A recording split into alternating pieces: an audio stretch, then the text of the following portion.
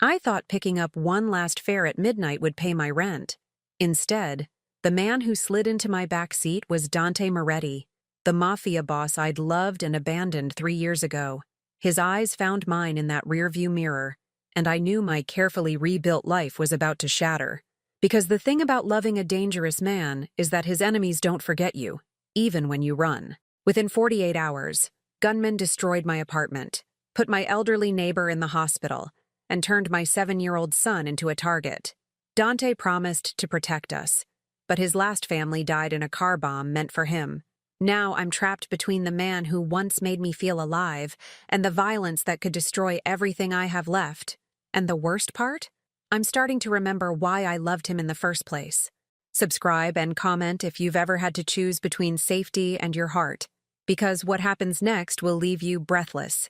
The windshield wipers beat a steady rhythm against the rain. I hunched forward, squinting through the streaks of water. Chicago at midnight looked empty and gray. My phone buzzed on the passenger seat. Another text from Mrs. Turner.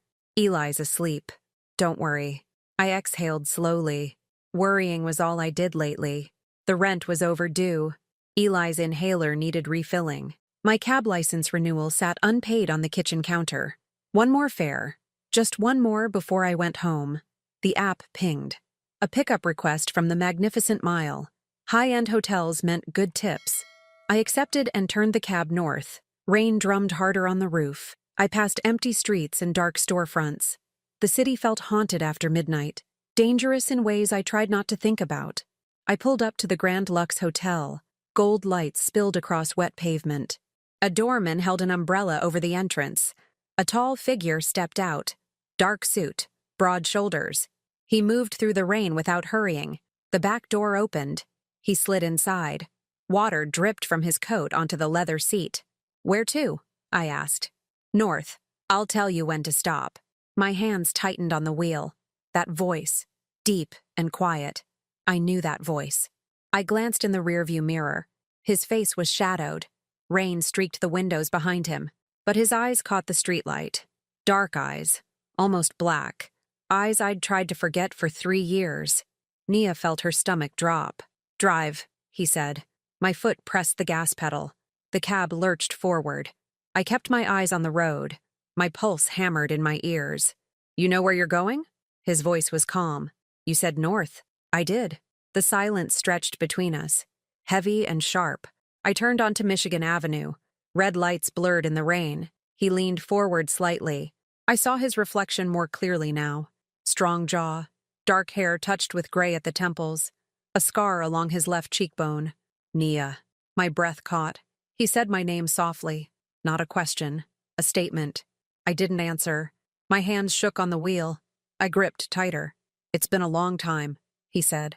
3 years. You've been counting. No. His eyes found mine in the mirror. Something shifted in his expression. Sadness, maybe. Or recognition. You look different, he said. So do you. Older? Yes. He sat back. The leather creaked under his weight. I kept driving. Rain pounded the roof. The city slid past in streaks of light and shadow. How's your son? He asked. My chest tightened. He's fine. What's his name? Eli. How old? 7. Dante was quiet for a moment. I heard him shift in the back seat. His coat rustled. You left without saying goodbye, he said. I left because I had to. Because of me. Because of your world. His voice was steady. My world hasn't changed. Neither has mine. You're still running. I'm driving a cab at midnight. That's not running. That's surviving. The silence hung between us again. I turned left onto a quieter street. Fewer lights here. Darker buildings.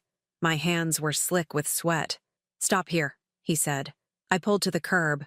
The engine idled. Rain hammered the windshield. I stared straight ahead. He didn't move. I could feel his eyes on me through the mirror. Do you ever think about us? His voice was quiet. Nia felt scared. No.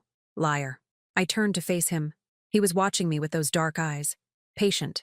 Unreadable. What do you want from me? I asked. Nothing. Then why are you here? I needed a cab. You accepted the ride. You could have taken any cab in Chicago. But I got yours. Something shifted in his face. Softer now. Almost vulnerable. He reached for the door handle. How much? He asked. 15. He pulled out his wallet. Handed me 2 20s. Our fingers didn't touch. Keep it, he said. I don't want your money. It's for the ride. Not for you. He stepped out into the rain. Stood there for a moment looking back at me. Water soaked his hair and shoulders. Be careful out here, he said. Chicago isn't safe anymore. It never was. He closed the door, walked toward a building with gold-trimmed doors. I watched him disappear inside. My heart pounded against my ribs. I pulled away from the curb too fast. The tires screeched. Rain blurred everything. I drove home on autopilot. My mind kept replaying his voice, his eyes, the way he said my name. Dante Moretti, the man I'd loved, the man I'd left, the man whose world had almost destroyed me. Mrs. Turner was waiting when I got home. She sat in my worn armchair with her knitting, gray hair pinned back, glasses perched on her nose. Long night? She asked. Always. Eli had his breathing treatment at 9. He went down easy after that. Thank you. She gathered her things, folded the blanket on the chair. I pressed $40 into her hand. She tried to refuse. I insisted. You need this more than me, she said. You watched my son. You earned it. She patted my cheek. Her hand was soft and dry. You're a good mother, Nia. I walked her to the door, watched through the peephole until she disappeared into her apartment. Then I locked the deadbolt, the chain, the security bar. My apartment was small and dark, faded carpet, peeling paint, but it was clean, safe, mine. I checked on Eli.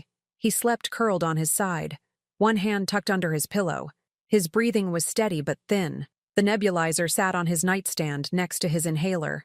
I kissed his forehead. He didn't stir.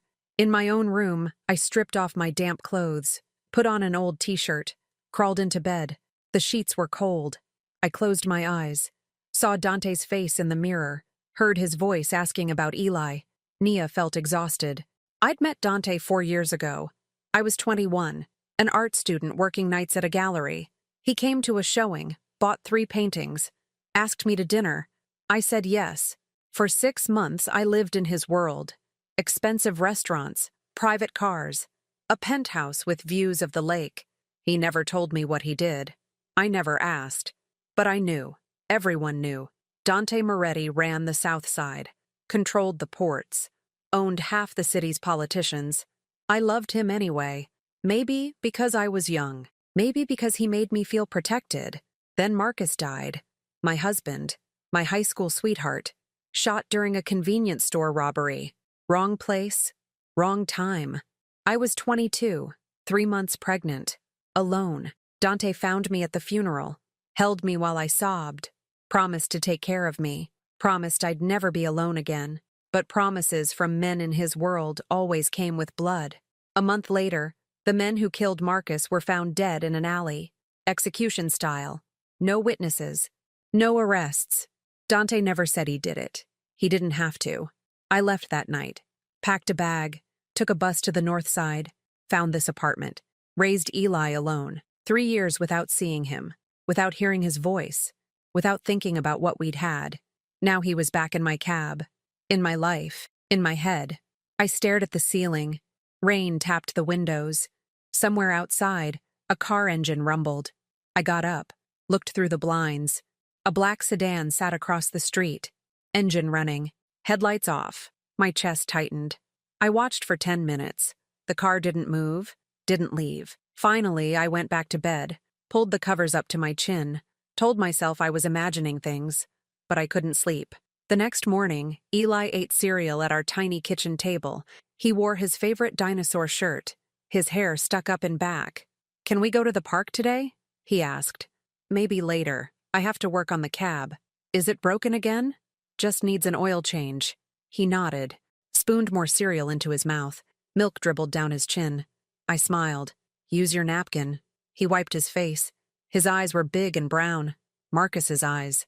Mrs. Turner is coming at noon, I said. Be good for her. I'm always good. I know you are. I kissed the top of his head, grabbed my keys. The black sedan was gone when I left. The cab quit on me at 2 o'clock. I was parked outside a grocery store on the south side. The engine sputtered, died, wouldn't restart. I called for a tow, waited in the heat. Sweat stuck my shirt to my back. I drank lukewarm water from a bottle. Two men approached while I stood there. Both wore jeans and dark jackets, too heavy for the weather. "You Nia Carter?" the taller one asked. Nia felt nervous. "Who's asking?" "Friend of a friend." "I don't know you. But you know Moretti." My stomach dropped. "I don't know what you're talking about." The shorter man smiled. His teeth were yellow. "Sure you do. Saw you pick him up last night." "I drive a cab. I pick up lots of people." "Not lots of people like Moretti." The tall man stepped closer. His voice was low. "We need you to deliver a message." "I'm not delivering anything." "Tell Moretti we're watching. Tell him we know about his girl." "I'm not his girl." That's not what it looked like. My hands shook. I crossed my arms.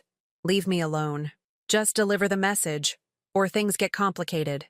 They walked away, disappeared around a corner. I stood there breathing hard. My heart raced. The tow truck arrived 20 minutes later. I followed it to a garage, paid with money I didn't have, drove home shaking. Mrs. Turner met me at the door. "You look pale, honey. You all right?" "Fine. Just tired." "Eli's watching cartoons." I thanked her, locked the door behind her, went to the bathroom, splashed cold water on my face. In the mirror, I looked scared, small, breakable. I thought about calling the police, but I'd grown up on the South Side. I knew better. Police didn't help people in my world. They just wrote reports. I thought about calling Dante, but I didn't have his number, didn't want to reach out, didn't want him back in my life, so I did nothing. Dante sat in his office on the 40th floor. Floor-to-ceiling windows overlooked the lake. Gray water stretched to the horizon. Rain clouds gathered in the distance. Luca stood across from his desk, tall, graying hair, loyal for 15 years. "Talk to me about the South Side," Dante said. "DeLuca's crew is moving in. Small operations, testing boundaries. Raphael, back in Chicago, laying low so far." Dante's jaw tightened. Raphael DeLuca, the man who'd killed his family, the man he'd thought was dead. "Where's he staying?" Dante asked. "Don't know yet. He's careful. Find him. Already working on it." Luca shifted his weight. "There's something else." "What?" "A woman got harassed yesterday. South Side, near Halstead. And? Description matches someone you know." Dante's eyes found his. "Who?" "Black woman, mid-20s, drives a cab." Something shifted in Dante's chest. "Nia. That's the name they used. Said they were asking about you." Dante stood, walked to the window. His reflection stared back. Older now, harder, scarred by loss. "Who were they?" he asked. "Raphael's men. Had to be. Why would they target her?" "Maybe they know your history." "That was 3 years ago." "Doesn't matter. You loved her. That's enough." Dante's hands curled into fists. He'd spent 3 years trying to forget Nia, 3 years rebuilding his empire, 3 years alone in this glass tower. Now Raphael was back, and Nia was in danger. "Put someone on her," Dante said. "You want protection?" "Surveillance. I want to know if anyone gets close." "What about her son?" "Him too." Luca nodded. "Anything else?" "Find Raphael. I want to know where he sleeps, where he eats, who he talks to." "Done." Luca left. Dante stood at the window watching the storm roll in. Rain began to fall. Thunder rumbled in the distance. He thought about Nia in that cab, her hands shaking, her voice tight. She'd looked scared when she recognized him. He didn't blame her. His world had taken everything from her once. Now it was coming for her again. But this time, he wouldn't let it. That night, I picked up another fare. Late again. Past midnight. The city felt colder now. Sharper. The app pinged. A pickup from the same hotel. I stared at my phone. Every instinct said decline. But I needed the money. Needed every dollar. I accepted. Dante was waiting under the awning. Same dark suit. Same patient stance. He opened the back door. Slid inside. "Drive," he said. "Where?" "Anywhere. We need to talk." "No. Nia. Get out." His voice was firm. "Drive first. Then I'll leave." I pulled into traffic. My hands gripped the wheel, knuckles white. "You can't keep showing up," I said. "I'm not showing up. I'm riding. In my cab. Again. Coincidence." Liar. Something shifted in his expression. Almost a smile. "You always could see through me." "What do you want?" To make sure you're safe. I'm fine. 2 men approached you yesterday outside a grocery store. My breath caught. How do you know that? I have people watching. You're spying on me? I'm protecting you. I don't need protection. Yes, you do. I turned onto Lakeshore Drive. The water was black and restless. Whitecaps rolled in the wind. Those men work for Rafael DeLuca, Dante said. I don't know who that is. He's the man who killed my family. Nia felt cold. Your family? My wife, my daughter. 4 years ago. I'd heard rumors. Whispers about an explosion. A car bomb. But I'd been gone by then. Out of his world. I'm sorry, I said. Don't be. Just listen. I'm listening. Rafael disappeared after the bombing. We thought he was dead. But he's back. And he's targeting people I care about. I'm not someone you care about. Yes, you are. His voice was quiet. Certain. It made my chest tighten. I left your world, I said. I'm not part of this. It doesn't matter. He knows we have history. That makes you vulnerable. So what am I supposed to do? Let me protect you. No. Nia. I said no. A car came up fast behind us, headlights glaring. I checked the mirror. Black SUV, tinted windows. Speed up, Dante said. What? Speed up now. I pressed the gas. The cab surged forward.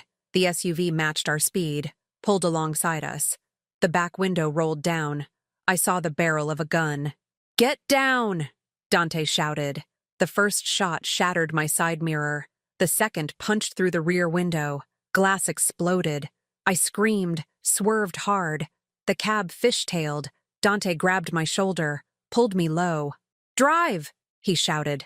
I floored it. The cab jumped forward. More shots cracked behind us. The back windshield spiderwebbed. Dante pulled a gun from his jacket, leaned out the broken window, fired 3 times. The SUV's front tire blew. It swerved into a guardrail.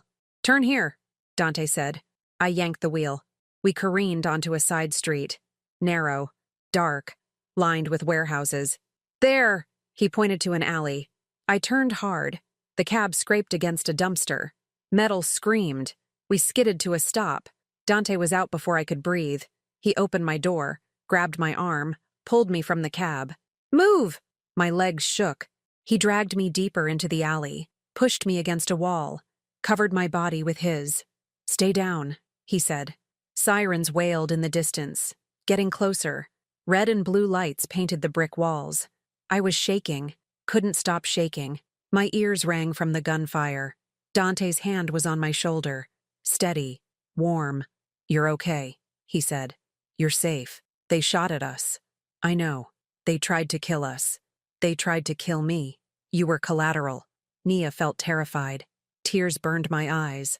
I pressed my palms against the wall, tried to breathe. I can't do this, I whispered. Yes, you can. No, this is your world, your violence, your life, he said. They came after you, not me. Because of you. Yes, because of me. The sirens grew louder. Dante looked toward the street. His jaw was tight, his eyes hard. We need to move, he said. Where? Somewhere safe. I'm not going anywhere with you. You don't have a choice. He pulled me toward the end of the alley. A black car was waiting, engine running. Luca stood by the driver's door. Get in, Dante said. I tried to pull away. He held firm. Nia, get in the car. I need to go home. Eli is safe. I have someone watching him. You what? Get in. I'll explain everything. I climbed into the back seat. Dante slid in beside me. Luca drove. We pulled onto a quiet street, headed east toward the lake. My whole body shook. I couldn't make it stop. Dante said nothing, just sat beside me in the dark. We drove to an underground garage, concrete and fluorescent lights. Luca parked near an elevator. Where are we? I asked. One of my properties, Dante said. I can't stay here. You can. You will. Eli needs me. I'll bring him here. No. Nia. His voice was calm, patient. Those men weren't random. They knew where you'd be. They knew you'd be alone. This was planned. My chest tightened. What are you saying? I'm saying they want to hurt you to get to me. And I won't let that happen. This is insane. This is survival. He got out, opened my door, offered his hand. I didn't take it, just climbed out on my own. The elevator rose to the 15th floor. Dante unlocked a heavy steel door. Inside was a small apartment. Clean, minimal, a safe house. "You'll stay here tonight," he said. "Tomorrow we'll figure out next steps." "I'm not staying." "Yes, you are. You can't keep me here." "I'm not keeping you. I'm protecting you." "Your world already killed me once," I said. My voice broke. "When Marcus died. When I lost everything. Your world did that." Something shifted in his face. Softer now, almost pained. "I know," he said quietly. "Then let me go." "I can't." "Why not?" "Because I already lost one family to Raphael. I won't lose you too." The silence stretched between us. Heavy and raw. I wanted to scream, to run, to disappear. But I was too tired, too scared, too broken. I sat on the couch, put my head in my hands, felt tears slide down my cheeks. Dante knelt in front of me, didn't touch me, just stayed close. "I'm sorry," he said, "for all of it. For what my world did to you, for bringing you back into this, for everything." I looked at him. His dark eyes were steady, honest. "I need to see Eli," I said. "I'll bring him here tomorrow. First light. Promise?" "Promise." He stood, walked to the door, stopped with his hand on the handle. "They weren't after me this time," he said quietly. "What?" "Tonight. Those men. They could have shot at my side of the cab, but they aimed for yours." My blood went cold. "What are you saying?" "I'm saying Raphael knows about you, knows about Eli, and he's using you to destroy me." He left. The lock clicked behind him. I sat alone in the silence. Rain beat against the windows. My phone buzzed. A text from Mrs. Turner. "Eli's asking for you. When will you be home?" I stared at the message. Typed a response. Deleted it. Typed again. "Soon. Keep him safe. Always, honey." I set the phone down, pulled my knees to my chest, rocked slowly in the dark. Somewhere in the city, my son was sleeping. Somewhere out there, men with guns were hunting me. And somewhere between those two truths, I'd lost control of my life. All because I'd loved the wrong man. All because Dante Moretti couldn't let me go. I woke on the couch at dawn. My neck ached. My eyes felt swollen from crying. Gray light filtered through the blinds. My phone showed 6 missed calls, all from Mrs. Turner. I called her back. She answered on the first ring. "Nia? Lord, I've been worried sick. I'm sorry. I had trouble with the cab. I'm coming to get Eli now. There's something you should know." My chest tightened. "What?" "A man came by last night. Asked about you. I didn't tell him anything." "What did he look like?" "Tall. Dark suit. Scar on his face." Dante. Checking on Eli just as he'd promised. "It's okay, Mrs. Turner. He's a friend." "Didn't look like any friend I'd want." "I know. But Eli's safe with him around." She was quiet for a moment. "You in some kind of trouble, honey?" "I don't know yet. You need help. You call me. Day or night." "I will. Thank you." I hung up, splashed water on my face in the bathroom, looked at myself in the mirror. Same brown eyes, same dark skin. But I looked older, harder. The door unlocked. Dante stepped inside carrying coffee and a bag from a bakery. He wore jeans and a black t-shirt. More casual than I'd ever seen him. "You're awake," he said. "Did you sleep?" "No." He set the coffee on the counter, pulled out pastries. I didn't move from the doorway. "I need to see Eli," I said. "I know. We'll go together. I can go alone." "No, you can't." Something shifted in his expression. Tired, strained. He poured coffee into 2 cups, pushed one toward me. "Drink first. Then we'll leave." I took the cup. The coffee was hot and black. I drank it standing up. Dante watched me quietly. "Did your men find anything?" I asked. "The SUV was stolen. Burned after the shooting. No plates. No prints. So we know nothing. We know Raphael's making his move. What does he want?" "To hurt me. Any way he can." Nia felt angry. "By hurting me?" "Yes. That's insane. That's revenge." I set the cup down hard. Coffee sloshed onto the counter. "I didn't ask for this." "I know. I left your world. I stayed away. I built a life. And I'm sorry it's falling apart. Sorry doesn't fix this." His voice was quiet. "No, but protection does." We drove to my apartment in Dante's car. Black sedan, bulletproof glass. Luca drove. Another man sat in the passenger seat, armed. The streets looked normal in daylight. People walked dogs. Kids rode bikes. No one knew men with guns had chased me hours before. We pulled up to my building.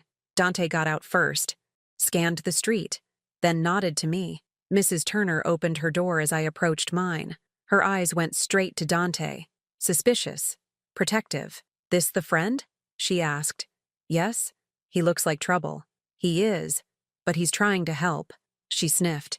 "I'll be watching." I unlocked my door, stepped inside. Everything looked normal at first. Then I saw the couch cushions slashed. Stuffing spilled onto the floor. My paintings on the wall were torn, long gashes through the canvas. Years of work destroyed. I walked to Eli's room. The door hung open. His bed was overturned, his toys scattered, and on his nightstand, his inhaler sat crushed. Plastic pieces ground into powder. Nia felt terrified. Dante appeared behind me. His jaw was tight, his eyes dark with rage. "Get what you need," he said. "You're not staying here. They came into my home. I know. They destroyed everything. I'll replace it." "You can't replace this." My voice broke. "This is my life. My son's room, our home. This isn't your home anymore. It's a crime scene." I wanted to argue, to scream, to break something. But he was right. This place wasn't safe, wasn't mine anymore. It was a warning. I packed a bag. Clothes for me and Eli. His medications. His favorite stuffed dinosaur. Dante stood in the doorway watching, silent, patient. "Where's Eli now?" I asked. "With Luca. At my place." "You took my son?" "I kept him safe. Without asking me?" There wasn't time. I shoved past him, walked to the living room, looked at the ruins of my life. 3 years of careful rebuilding, gone in one night. "I hate this," I whispered. "I know. I hate you for bringing this back." "I know that too." I turned to face him. His expression was calm, almost gentle. It made me angrier. "Why?" I asked. "Why me? Why now?" "Because Raphael knows I loved you." "You didn't love me. You owned me." Something shifted in his face. Pain flashed across his eyes. "Is that what you think?" "What else was it?" "Everything." The word hung between us, heavy and raw. I looked away first. "We need to go," he said. Dante's penthouse was on the 60th floor. Floor-to-ceiling windows, marble floors, furniture that cost more than my entire apartment. Eli sat on a massive couch. Luca stood nearby. A huge German shepherd lay at Eli's feet. My son looked small in the vast space. Lost. When he saw me, his face crumpled. "Mama!" I ran to him, pulled him into my arms. He buried his face in my shoulder. I felt him shaking. "I'm here," I whispered. "I'm here now." I was scared. "I know, baby. I know." I held him tight, kissed his hair. Over his head, I met Dante's eyes. He looked away. "This is Rocco," Eli said quietly. He pointed at the dog. "He's big. He's nice." He licked my hand. The dog's tail thumped the floor. Eli reached out, touched the soft ears. Something in his face relaxed. Dante knelt down, level with Eli. His voice was gentle. "Rocco likes you." Eli nodded, didn't speak. "Are you hungry?" Dante asked. Another nod. "I'll have someone make lunch. You like grilled cheese?" Eli's eyes widened. "Yes." "Good. Rocco likes grilled cheese too." A small smile appeared on Eli's face. The first I'd seen in days. Dante stood, walked to the kitchen, spoke quietly to someone I couldn't see. I sat beside Eli, smoothed his hair. "Are you okay?" "Why are we here?" "Because it's safer than home right now." "Is someone bad looking for us?" Nia felt sad. "Yes.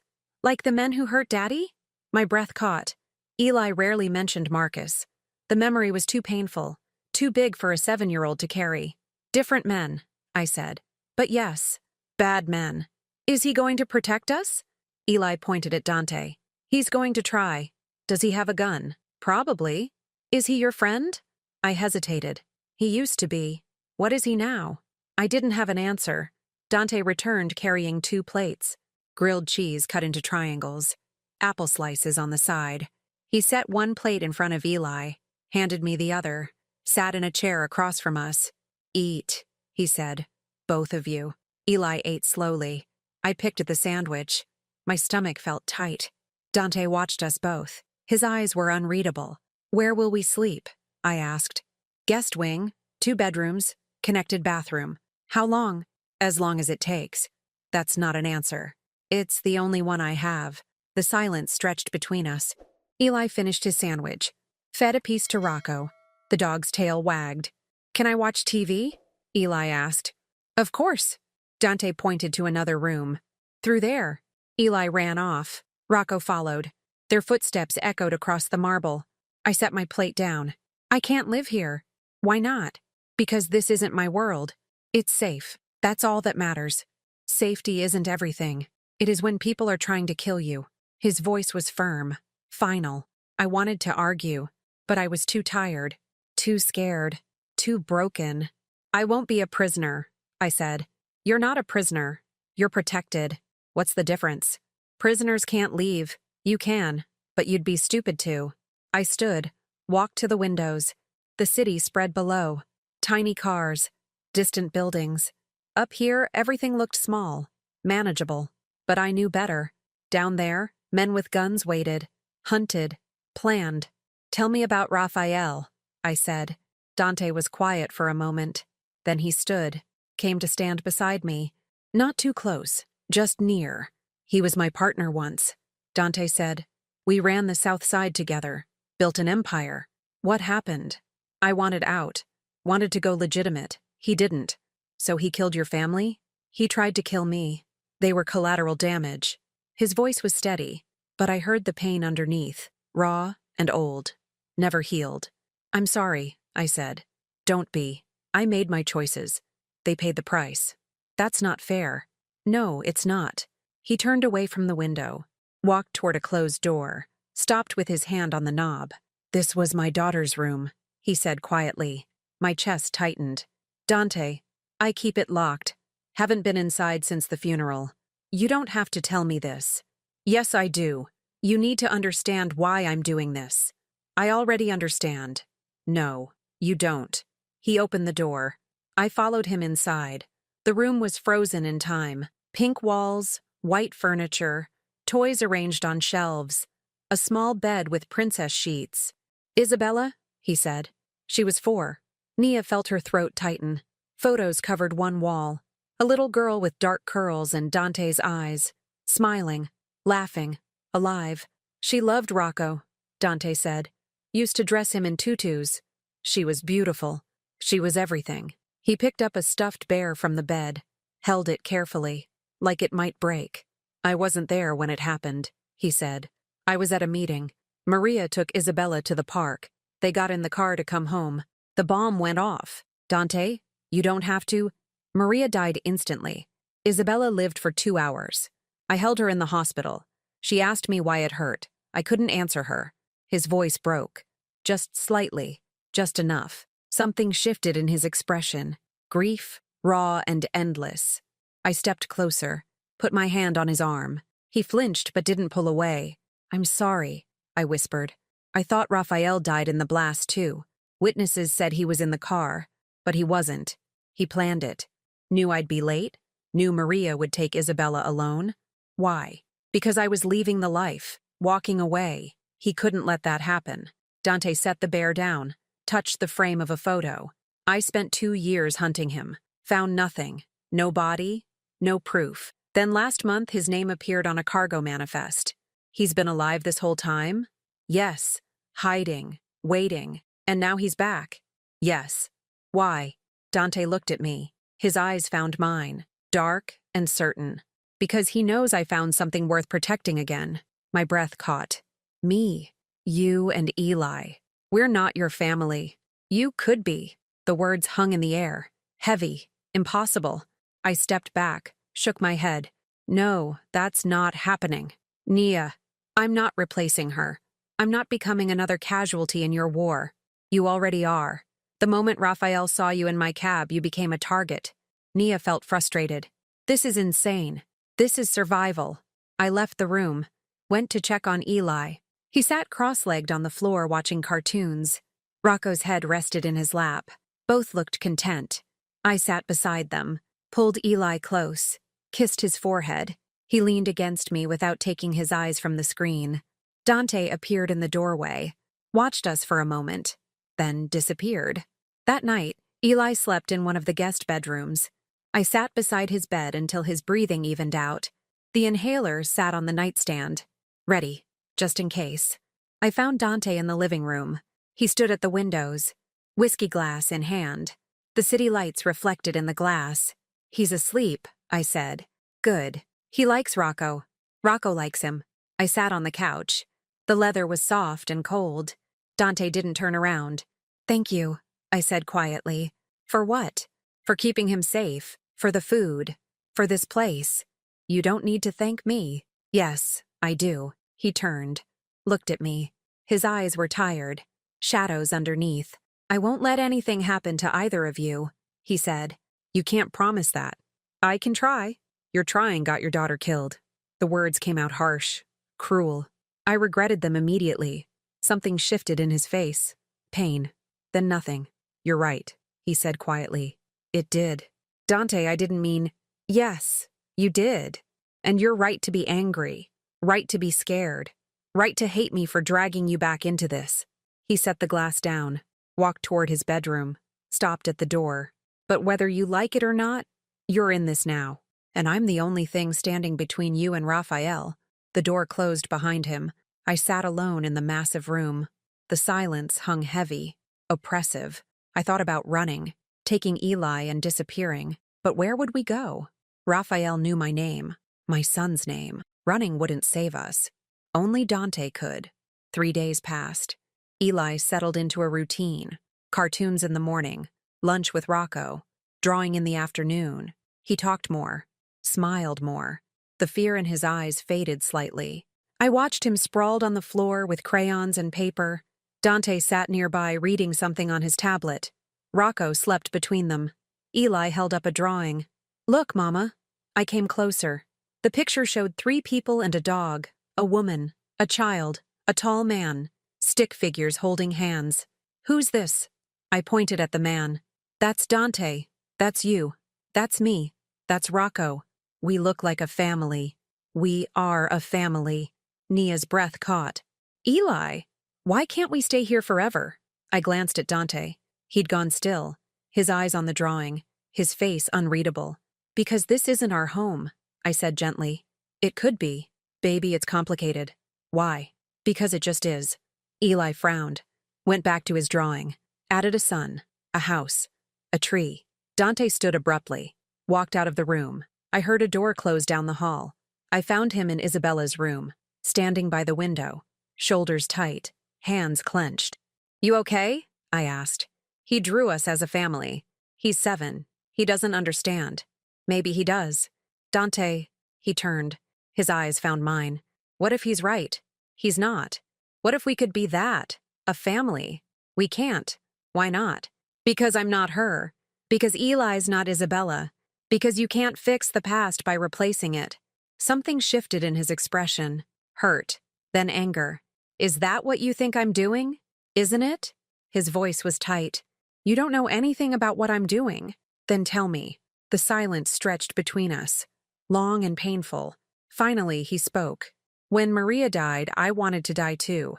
Spent a year trying, drinking, fighting, taking stupid risks." He showed me his left hand. A scar ran from his thumb to his wrist, thick and raised. I cut myself trying to defuse one of Raphael's bombs. Wanted to prove I could have saved them. Bled out in a warehouse. Luca found me, dragged me to a hospital. My throat tightened. I reached out, touched the scar gently. It was warm under my fingers. "After that, I stopped trying to die," he said. "Started trying to live. Built my empire, made money, got power. But I was hollow, empty. Then I saw you." His voice was quiet now, almost broken. "At that gallery, in that black dress, smiling at some painting. You were alive, really alive. I wanted that. Wanted to feel something again. So you used me. So I loved you." Nia felt her chest tighten. 6 months with you, I felt human," he said. "Felt whole. Then Marcus died and you left and I understood. My world destroys everything it touches. Yes. But seeing you in that cab 3 nights ago, I realized something." "What?" "I never stopped loving you. And I never will." My breath caught. I stepped back, shook my head. No, you don't mean that. Yes, I do. It's been 3 years. Doesn't matter. You don't know me anymore. I know enough. I wanted to run, to hide, to scream. But I stayed frozen, staring at him. At this man who'd loved me, left me, now wanted to save me. I can't do this, I whispered. You don't have to do anything. Just let me protect you. And then what? When Raphael's gone? What happens to us? Whatever you want. That's not an answer. His voice was firm. It's the only one I have. I left the room, went back to Eli, sat beside him while he drew. My hands shook. My heart pounded. Everything was falling apart. My home, my life, my carefully built walls. And Dante was the one breaking them down.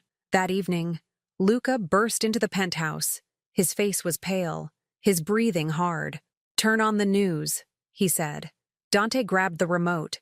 The screen lit up. A reporter stood outside a hospital. Police lights flashed behind her. Elderly woman was attacked this afternoon outside her apartment building on the south side. Neighbors identified her as Mrs. Evelyn Turner, age 63. She remains in critical condition. The remote fell from my hand. No. Dante's jaw tightened. Where? Mercy Hospital, Luca said. 3rd floor. Guards are already posted. I ran for my shoes. Dante caught my arm. Wait. She's hurt because of me. Which is why we're doing this smart.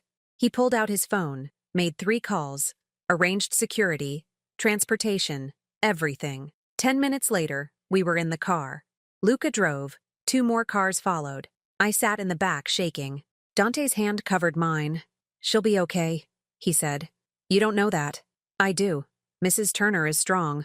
She shouldn't have to be. His fingers tightened around mine. I know.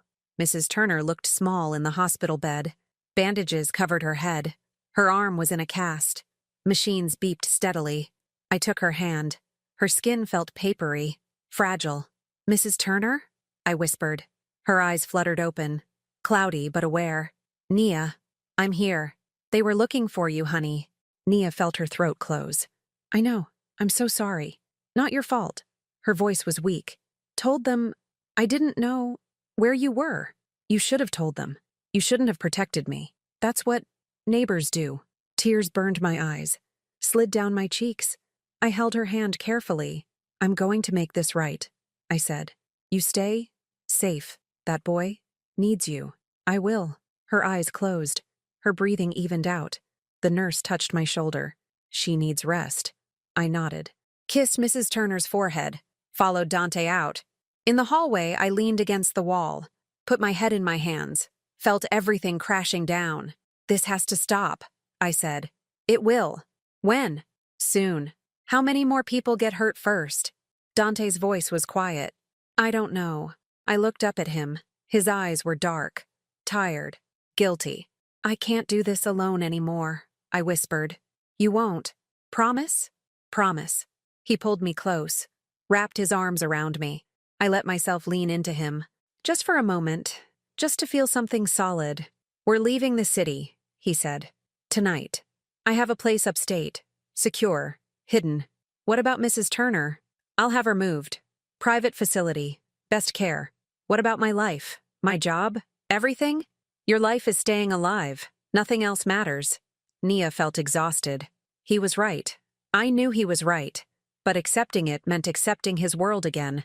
Accepting the violence, the danger, the fear. Accepting him. Okay, I said quietly. Okay? We'll go, but just until this is over. Just until it's over. He drove us back to the penthouse. I packed quickly.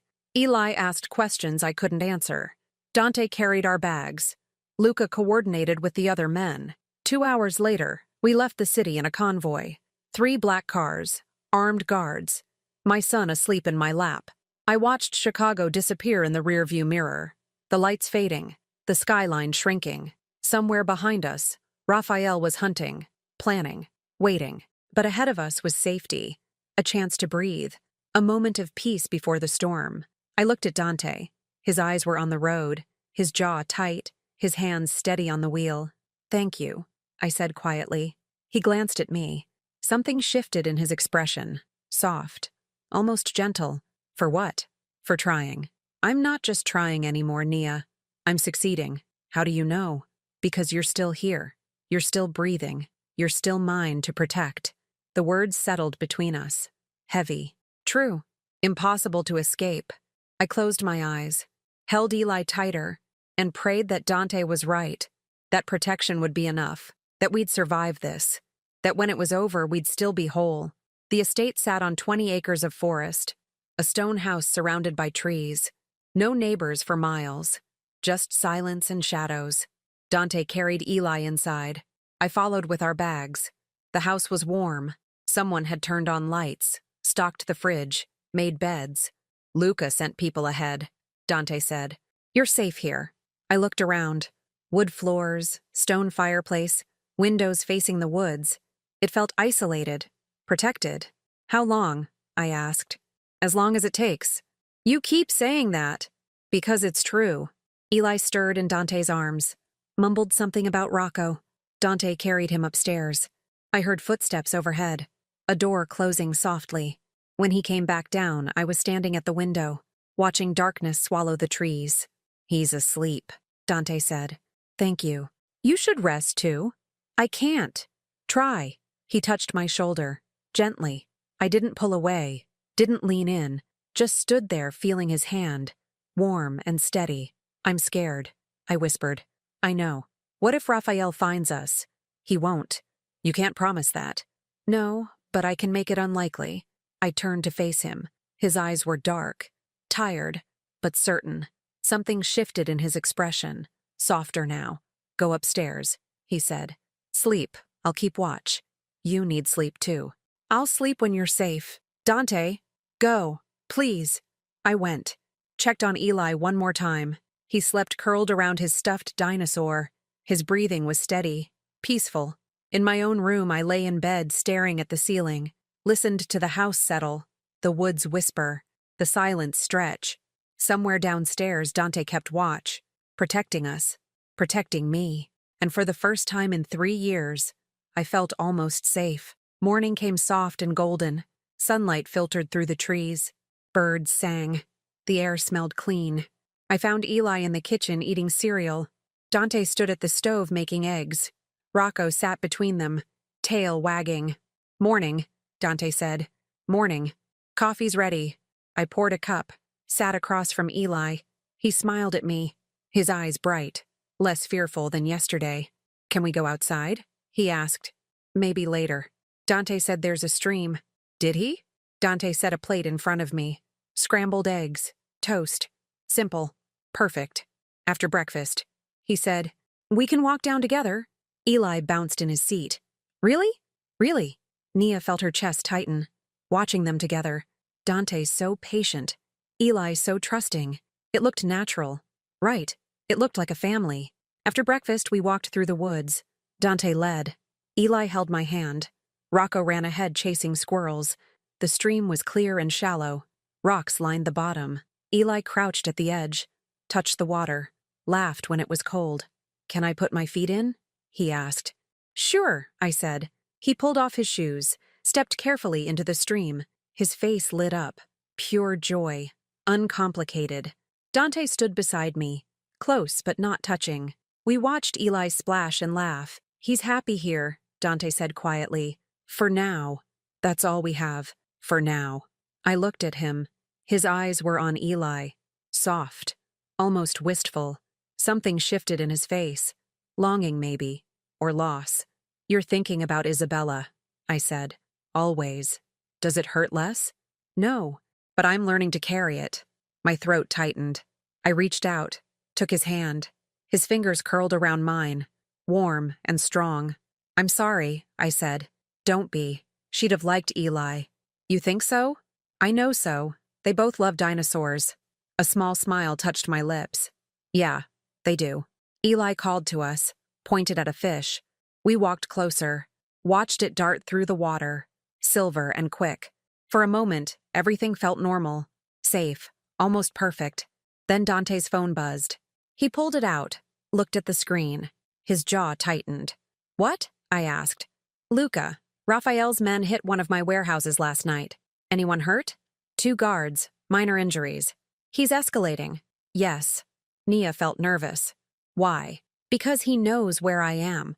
Or at least where I'm not. What does that mean? It means he's drawing me out, forcing my hand. Will it work? Dante looked at me. His eyes found mine, dark and certain. No. You're more important than any warehouse. That afternoon, Eli napped. I found myself in a small room off the living area. Someone had left art supplies, canvases, paints, brushes. I hadn't painted since my apartment was destroyed. Hadn't wanted to. But now, in this quiet house, something called to me. I set up a canvas, mixed colors, let my hand move without thinking. An hour later, Dante appeared in the doorway, watched silently. I didn't stop painting. What are you making? He asked. I don't know yet. Can I watch? If you're quiet. He sat in a chair by the window, said nothing, just watched me work. His presence felt solid, grounding. I painted the stream, the trees, Eli's small figure at the water's edge, light filtering through leaves. It's beautiful, Dante said quietly. It's not finished. It's still beautiful. I set the brush down, turned to look at him. He was watching me, not the painting, me. Something shifted in his expression, open now, vulnerable. What? I asked. You look different when you paint. How? Free. The word settled between us. Soft and true. I felt my throat tighten. I haven't felt free in a long time, I said. I know. Your world took that from me, and I'm trying to give it back. You can't give back what you destroyed. His voice was quiet. I can try. I walked to the window, stood beside him, looked out at the trees. Golden light slanted through branches. Why are you really doing this? I asked. Doing what? Protecting us. Risking everything. You could have just given us money, sent us away. That's not protection. That's abandonment. So what is this? He stood, faced me. His eyes found mine, steady, honest. Redemption, he said. You can't earn redemption by saving me. Maybe not, but I can try to deserve you. Naya's breath caught. Dante, you were the only thing that ever made me feel human. When you left, I became a monster again. Now you're back and I remember what it's like. To feel, to care, to want something more than revenge. I didn't come back. You dragged me back. I know, and I'm sorry. But I'm not sorry you're here. His hand reached up, touched my cheek. Gently. I should have pulled away, should have stepped back. But I didn't. What do you want from me? I whispered. Nothing you're not ready to give. What if I'm never ready? Then I'll wait. For how long? Forever. The word hung between us. Impossible, beautiful, terrifying. I stepped back, put distance between us. I can't do this. I'm not asking you to. Yes, you are. I'm asking you to let me protect you. Everything else is your choice. I left the room, went to check on Eli. He was still asleep, peaceful, innocent, unaware of the war raging around him. I sat on the edge of his bed, smoothed his hair, whispered a prayer I wasn't sure anyone heard. That night a storm rolled in. Thunder shook the windows. Lightning split the sky. The power went out. Dante lit candles, set them around the living room. The fireplace glowed orange and warm. Shadows danced on the walls. Eli sat between us on the couch, his eyes wide, a little scared. It's just weather, I said. It's loud. I know, but we're safe inside. Dante handed him hot chocolate. My daughter used to count the seconds between lightning and thunder. Want to try? Eli nodded. The next flash came. They counted together. 1, 2, 3, 4. Thunder rumbled. 4 miles away, Dante said. How do you know? Sound travels a mile every 5 seconds. That's cool. They counted through 3 more flashes. Eli relaxed, leaned against Dante's side. Trusting, comfortable. Something shifted in Dante's face. Soft, almost broken. He put his arm around Eli, held him gently. I watched them, this man and my son, building something fragile, something real. Eventually, Eli's eyes drooped. His head fell against Dante's shoulder, asleep. Dante looked at me. Should I carry him up? Please. He lifted Eli carefully, carried him upstairs. I heard soft footsteps, a door closing, silence.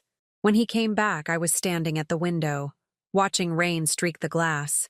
Lightning illuminated the trees. brief and bright. "He's out," Dante said.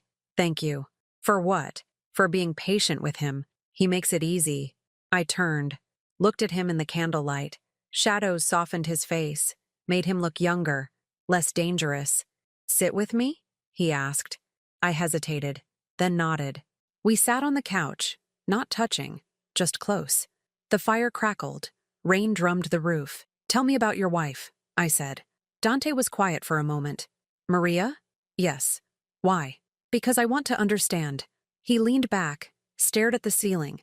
"We met in college. She was studying law. I was studying business. Did she know what you'd become?" "No, not at first. By the time she figured it out, she loved me too much to leave." "Did she try?" "Once, after Isabella was born. Said she wanted a different life for our daughter." "What did you do?" "Promise to get out.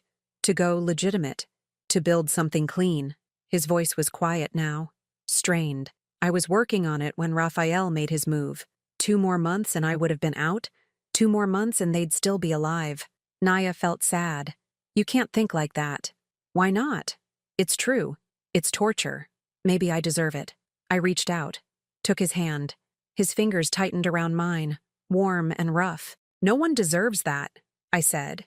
"I put them in danger. I chose that life. Their blood is on my hands." "Raphael's hands." "Same thing." "No, it's not."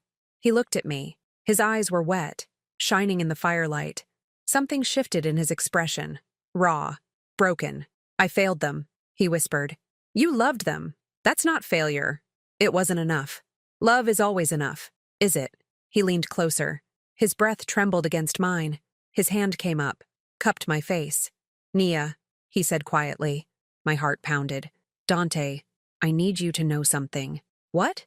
"You're not a replacement. You're not Maria. You're not a way to fix my past."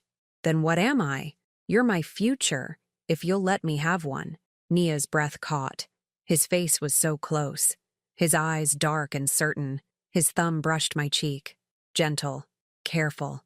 "I'm scared," I whispered. "So am I." "Of what?" "Losing you again." He leaned in. His lips almost touched mine. My eyes closed. My heart stopped. Then Eli coughed upstairs, hard and wheezing. His inhaler clattered. I pulled back, ran upstairs, found him sitting up, struggling to breathe. His face was pale. "Baby, breathe," I said. I grabbed his inhaler, helped him take 2 puffs, rubbed his back, counted his breaths. Dante appeared in the doorway. "Is he okay?" "Asthma attack. The storm must have triggered it." "Should I call a doctor?"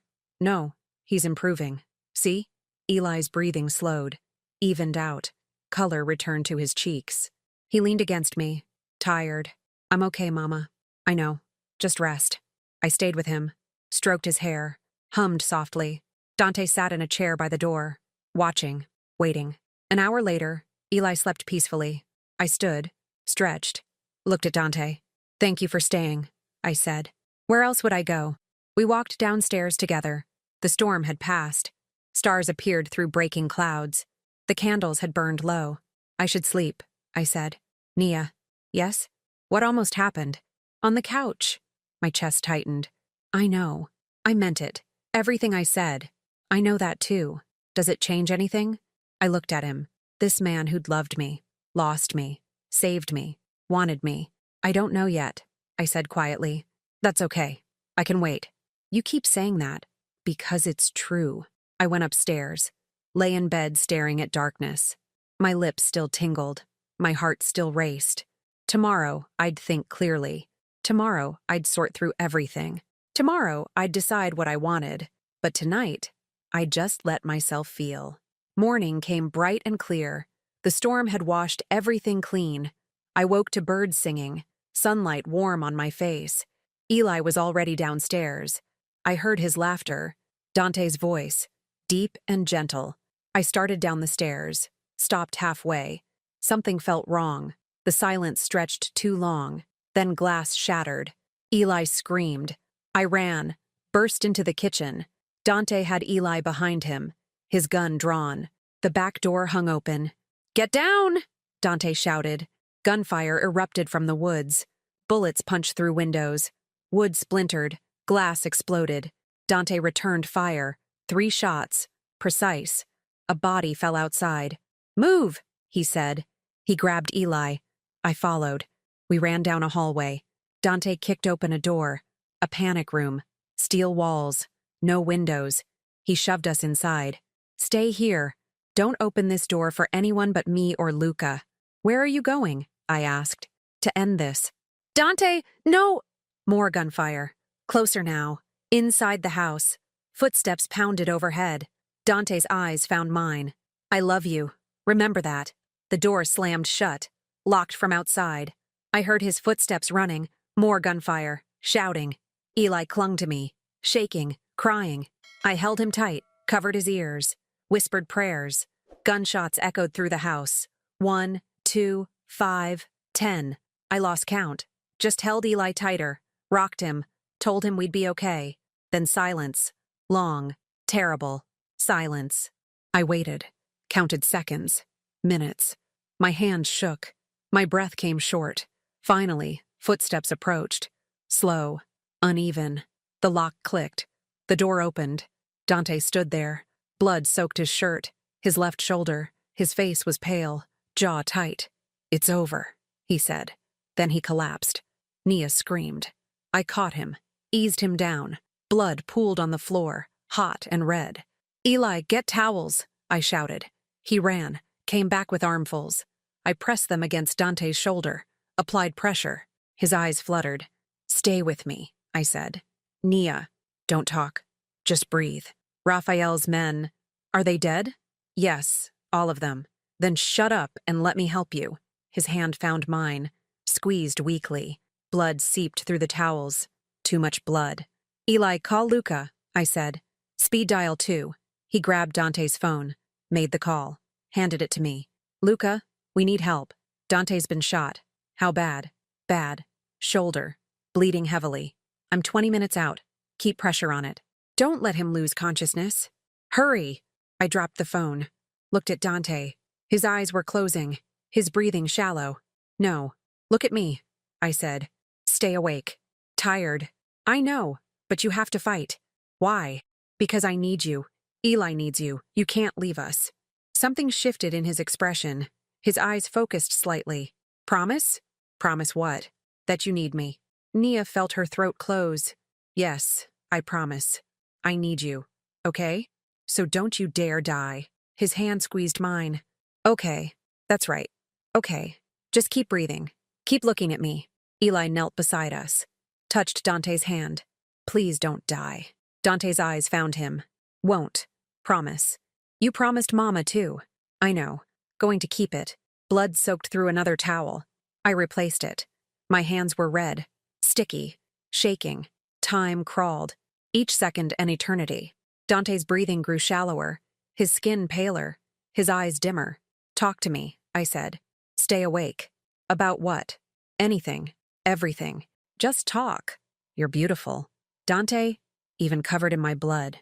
Beautiful." "You're delirious." "No, just honest." His hand came up, touched my face, left a red smear. His thumb brushed my cheek. "If I don't make it, you're making it. If I don't, take care of Eli, use my money, be safe, stop talking like that, and forgive me for everything." Tears burned my eyes. "There's nothing to forgive." "Yes, there is."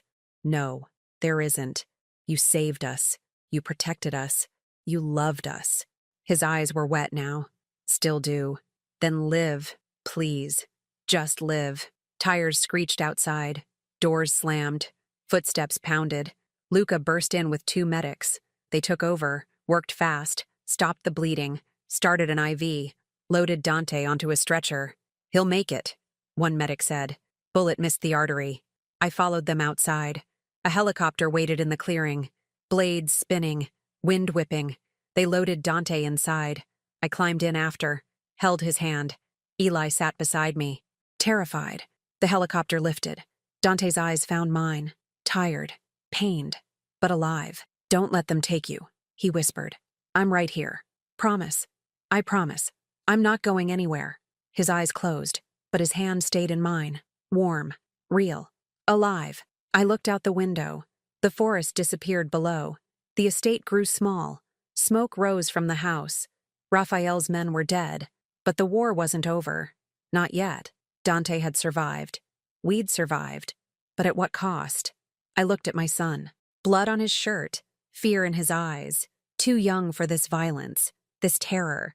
Then I looked at Dante, pale and broken, fighting for every breath. This man who'd risked everything, given everything, to protect us.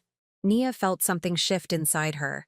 Not just gratitude, not just relief. Something deeper, stronger, undeniable. I squeezed his hand, leaned close, whispered words I'd sworn I'd never say again. I love you too. His eyes opened, just barely, met mine. Something shifted in his expression. Peace, joy, hope. Say it again, he whispered. I love you. Again. I love you, Dante Moretti. So don't you dare leave me now. His lips curved, the smallest smile. Won't. Then his eyes closed. His breathing evened. The medics worked. The helicopter soared. And I held his hand, praying, hoping, believing that we'd survive this, that we'd be okay, that love would be enough this time. Dawn broke over the city. The hospital room was quiet, except for machines beeping steadily. Dante lay pale against white sheets. IVs ran from his arms. Bandages covered his shoulder. I sat beside his bed, had been there all night. Eli slept curled in a chair by the window. Luca stood guard outside the door. Dante's eyes opened, focused slowly. Found mine. You're here, he said. His voice was rough. I'm here. Eli? Safe. Sleeping. How long? 12 hours. They operated. Removed the bullet. No permanent damage. His hand reached for mine. I took it. His fingers were weak, but warm. You stayed, he said. I promised. You didn't have to. Yes, I did. Something shifted in his expression. Soft. Grateful. He squeezed my hand gently. Did you mean it? He asked. Mean what? What you said. In the helicopter. Nia felt her chest tighten. Yes. Say it again. I love you. His breath caught. His eyes closed. A tear slid down his cheek. I thought I'd never hear that. I thought I'd never say it. What changed? I watched you almost die protecting us. I realized I couldn't lose you. Not again. He pulled my hand to his lips, kissed my knuckles. His touch was gentle, reverent. I'm not going anywhere, he said. Good, because we need you. We? Me and Eli. A family? Maybe. Eventually. If you want that. His voice was certain. I want that more than anything. The machines beeped. Morning light filled the room. Eli stirred, woke up, saw Dante awake. You're okay? He ran over. Careful not to jostle the bed. Dante smiled. I'm okay. You promised.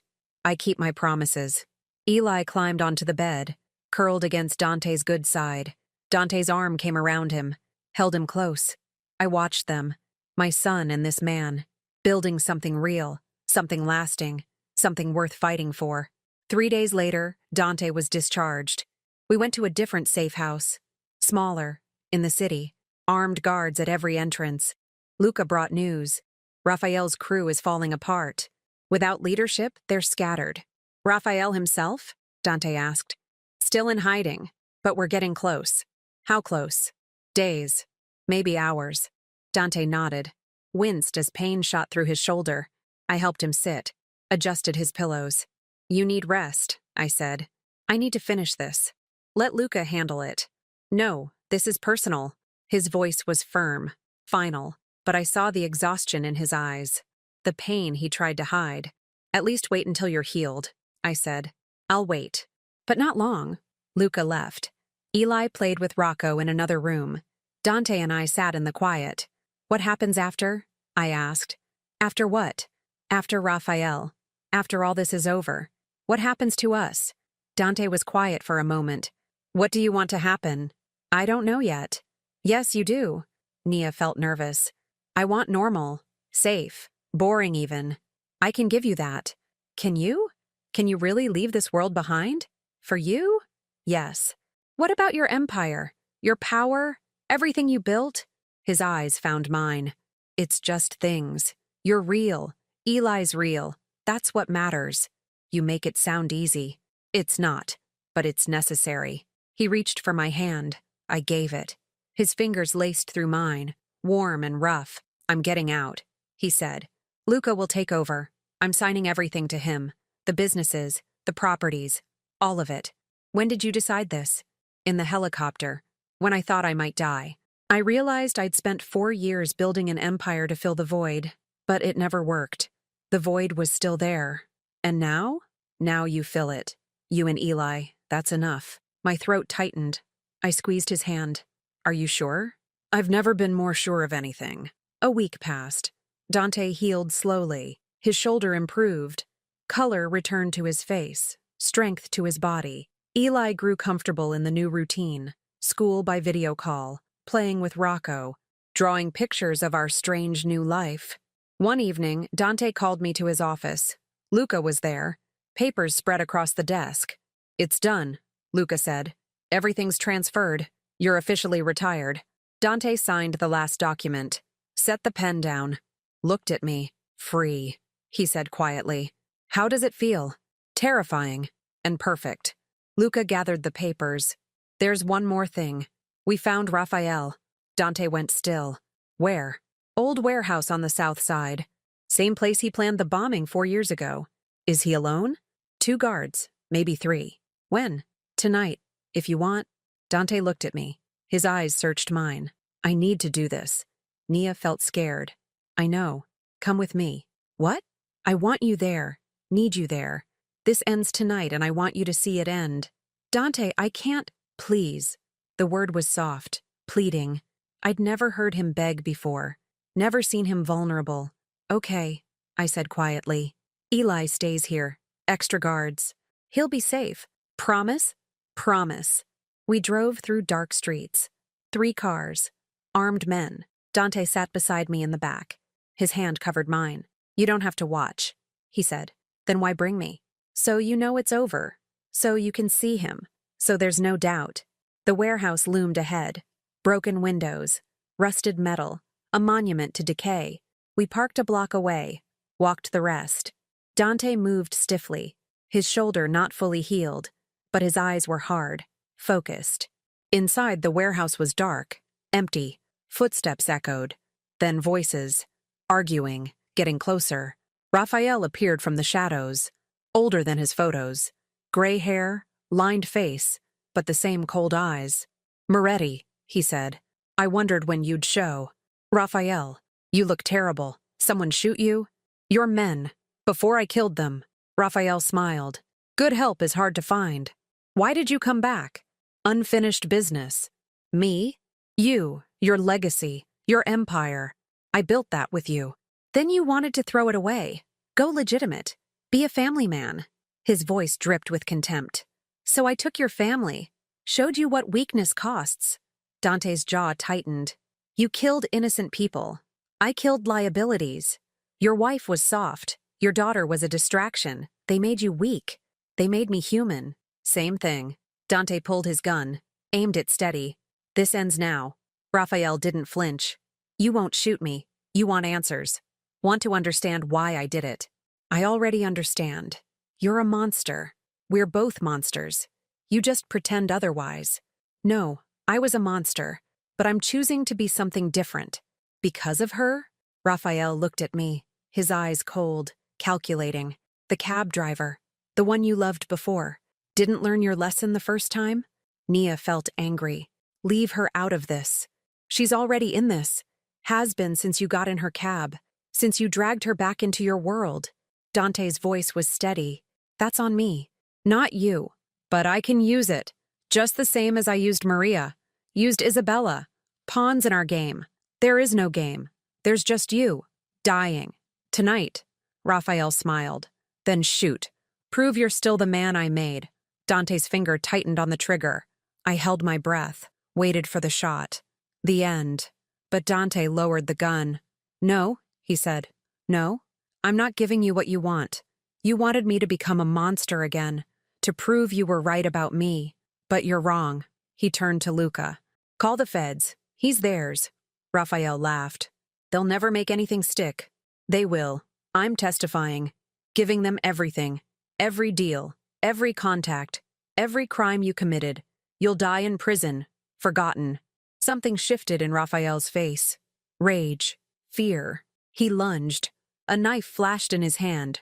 Dante moved, fast despite his injury, caught Raphael's wrist, twisted. The knife clattered to the floor. 2 shots rang out. Raphael fell. Blood spread across his chest. Luca lowered his gun. He came at you, Luca said calmly. Self-defense. Dante knelt beside Raphael. The old man's breathing was wet, labored. His eyes found Dante's. You're still weak, Raphael whispered. No, I'm free. Raphael's eyes glazed. His breathing stopped. The silence stretched. Dante stood, looked at me. It's over. I went to him, wrapped my arms around him, held him tight. He buried his face in my hair, breathed deep. It's over, he said again. Finally over. The next day, Dante visited 2 graves. I went with him. Eli stayed with Mrs. Turner. She'd recovered enough to come home, moved into a new apartment Dante paid for. The cemetery was quiet. Green grass, white headstones, peaceful. Maria Moretti, Isabella Moretti, side by side, fresh flowers already there. Dante brought more, white lilies. He knelt, set them carefully. His hand touched Isabella's stone, traced her name. I'm sorry I couldn't save you, he said quietly. I'm sorry I failed, but I'm going to try to live now. Really live, the way you would have wanted.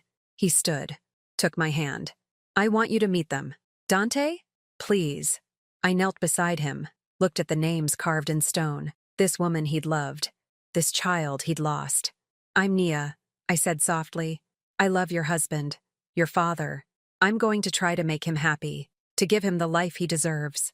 Dante's hand squeezed mine. His voice was thick. Thank you. We stayed for a long time, just sitting, holding hands, letting the past settle, making room for the future. When we finally left, Dante looked lighter, freer. Something had shifted in his expression. Peace, maybe. Or acceptance. Where to now? I asked. Home. Where's home? He looked at me. His eyes found mine, dark and certain. Wherever you are. 2 weeks later, everything was quiet. No threats, no danger, no gunfire in the night. Dante's shoulder healed. He could lift Eli again, play with Rocco, move without wincing. We settled into a strange new normal. Breakfast together, walks in the park, Eli going to real school again, me painting in the afternoons. One evening, Dante took me to the penthouse. Our first time back since everything happened. It felt different now. Less cold, more alive. He led me to the windows. The city spread below, lights twinkling, beautiful and distant. I have something to say, he said. Okay. I've been thinking. About us. About our future.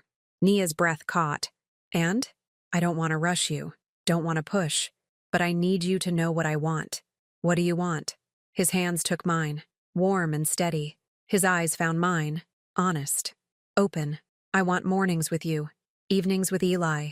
A life that's quiet and normal and safe. I want to watch you paint. Watch him grow. Build something real. Dante, I'm not asking you to marry me. Not yet. But I'm asking you to let me try. To give us a real chance. To build a family. My throat tightened. Tears burned my eyes. I'm scared. So am I. What if it doesn't work? What if it does? I looked at him. This man who'd loved me, lost me, saved me, changed for me. Okay, I whispered. Okay? Yes. Let's try. Let's build something real. He pulled me close. His forehead rested against mine. His breath warm on my face. Can I kiss you now? He asked. Yes. His lips met mine. Soft and careful. Gentle. Like I might break. I kissed him back. Deeper. Certain. His arms wrapped around me. Held me close. The kiss grew. Passion and promise mixed together. When we pulled apart, we were both breathing hard. Both smiling. Both certain. I love you, he said. I love you too. Say it again. I love you, Dante Moretti. Again. I love you.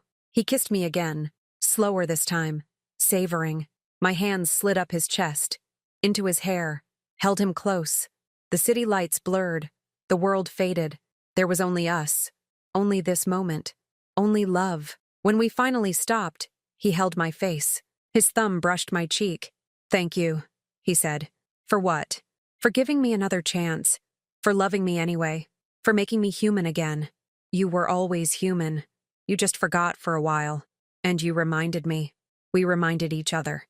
We stood at the window, holding hands, looking out at our city, our life, our future. Where do we go from here? I asked. Anywhere you want. What about Eli? He comes with us. Always. And Rocco? Dante smiled. Him too. I leaned against him. His arm came around me. Solid. Steady. Safe. For the first time in years I felt whole. Complete. Home. Not because of a place, but because of him. Because of us. Let's go get our son, I said. Our son. Yes, ours. Something shifted in his face. Joy. Pure and bright. He kissed my forehead, my cheeks, my lips. Our son, he said. Our family. Our life. Together. Forever. 6 months later, sunlight filled a small art studio by Lake Michigan. I stood at an easel, brush in hand. Canvas half finished. A painting of the stream, the woods, our beginning. Through the window, I saw Dante and Eli on the beach. A kite soared above them, red and blue and bright. Eli ran, laughing. Dante chased him. Rocco barked and jumped. My phone buzzed. A text from Mrs. Turner. How's my favorite family? I smiled. Typed back. Perfect. The door opened. Dante stepped inside. Sand on his shoes. Smile on his face. Eli ran past him, straight to the back room where his own art supplies waited.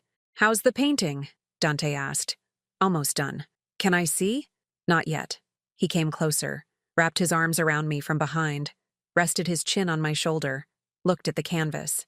It's beautiful, he said. Like I said, not done. Still beautiful. His lips brushed my neck. Soft. Gentle. I leaned back against him, felt his heartbeat. Steady and strong. I have something to ask you, he said. What? Marry me. Nia's breath caught. I turned in his arms, looked at him. His eyes were steady, certain. A small box appeared in his hand. Dante, I know I said I wouldn't rush, but 6 months feels long enough. I love you. Eli loves you. We want you. Forever. He opened the box. A simple diamond ring. Beautiful. Perfect. Will you marry me? He asked. Tears filled my eyes, slid down my cheeks. I nodded. Yes. Yes? Yes. 1,000 times yes.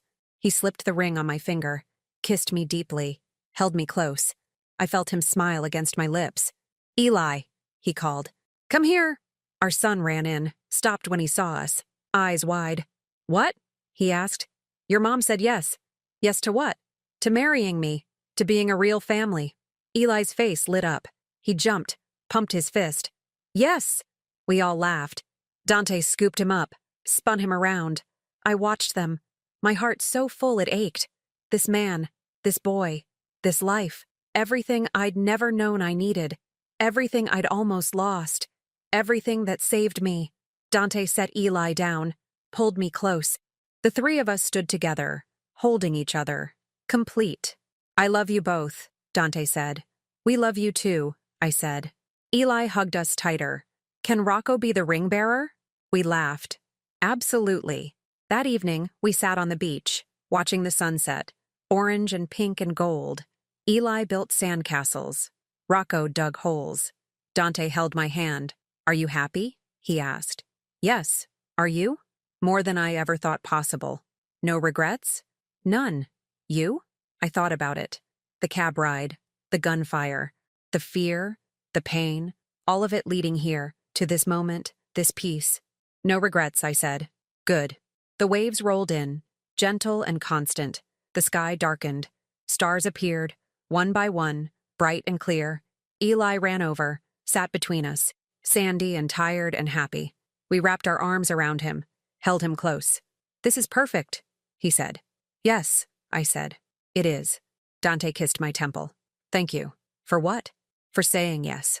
For giving me this. For making me whole. You made yourself whole. I just reminded you how. Then thank you for reminding me. We sat in the sand. Our family. Broken pieces made beautiful. Darkness turned to light. Fear transformed into love. The life I'd run from had become the life I chose. The man I'd feared had become the man I trusted. The future I'd dreaded had become the future I wanted. We were finally home. Not a place. Not a building. But each other. Together. Safe. Loved. Dante looked at me. I looked at him. Eli smiled between us. Ready to go home? Dante asked. We already are, I said. He smiled, stood, pulled me up, lifted Eli onto his shoulders. We walked across the sand, toward our car, our life, our forever. The sun set behind us. The stars brightened above. And ahead of us, everything glowed golden. We finally made it home.